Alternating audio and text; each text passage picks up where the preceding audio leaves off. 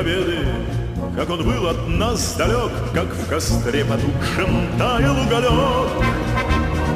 Были версты обгорелые в пыли, этот день мы приближали как могли. Этот день победы порохом трава. Это праздник сединою на висках, это радость со слезами на глазах.